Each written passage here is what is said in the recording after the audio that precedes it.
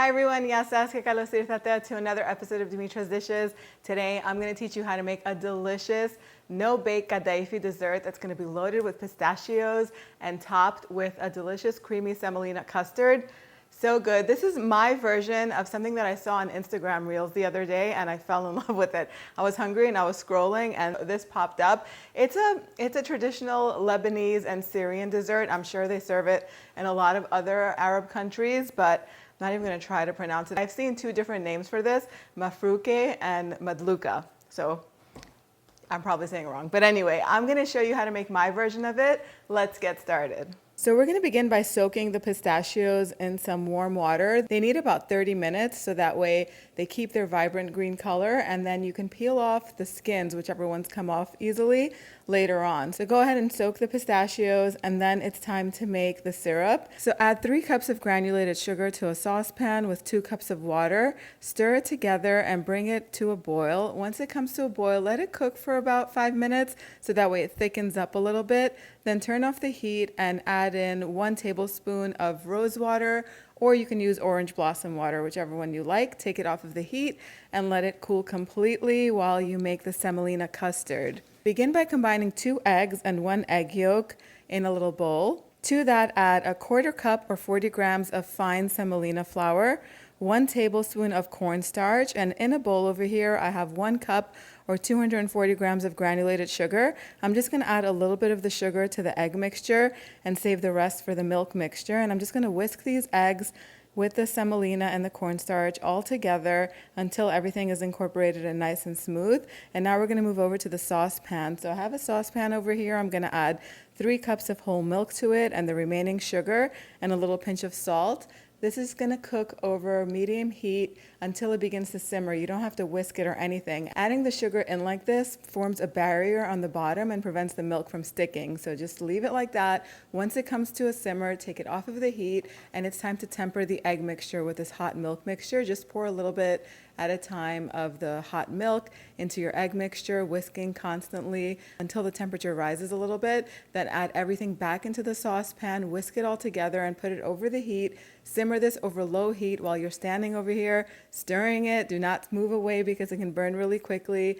Whisk it all together until it begins to boil. And once the mixture begins to boil, you'll see that it thickens. It thickens really quickly. So take it off of the heat, or you can turn the heat off and add 1 tablespoon of unsalted butter to this, 2 teaspoons of pure vanilla extract, and a teaspoon of rosewater or orange blossom water.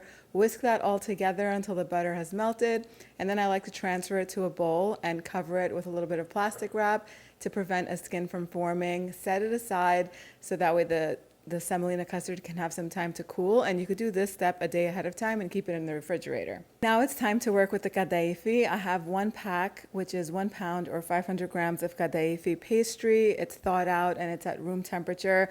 I'm just going to chop this up a little bit so that way it's easy to work with in the pan. And then I'm going to take 2 sticks of unsalted butter and I'm going to melt them over medium heat in a large skillet. Once the butter has melted, go ahead and add all of the kadaifi pastry, and do this over low heat because you want to toast it, but you don't want this to get any color to it. So it's going to take about 10 minutes over low heat, mixing this to get it covered in all that butter. It's going to get very flavorful, and it is going to get toasted and slightly crispy. Like I said, you want this to be pale. Don't let this get any color. Once it's done, take it off of the heat, and now we're going to move on to the next step. I did peel as many of the pistachio skin off as I could. Some of them came off easily, some of them didn't, and the ones that didn't, I just didn't worry about it because this is not my thing, you guys. If I could skip this step, I would because I don't like these kind of tedious things. Just get the kids to help you, get as much of the skin off as you can, but don't worry about it too much. Dry the pistachios really well with some paper towels, and now I'm going to do this in 2 batches in my food processor because it can't handle all of the kadaifi pastry. It won't blend it evenly. So I'm going to take half of that kadaifi pastry, put it in the food processor with half of the pistachios. Then I'm going to add a cup of confectioner sugar, and I'm going to pulse this several times until the pistachios and the kadaifi pastry are really finely ground, just like this. Once it reaches that consistency, I'm going to add some of the syrup to this. So you could start with a 1/4 cup of the syrup, and then if you need more, you can add a little bit more. You don't want this to be too syrupy, otherwise it's going to become kind of watery. And I'm also gonna add a tablespoon or two of rosewater just to get more flavor into this.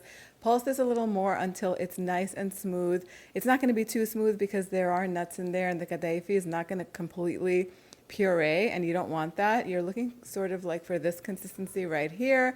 Transfer it to a bowl, and then you could do the same thing with the second batch of kadaifi pastry.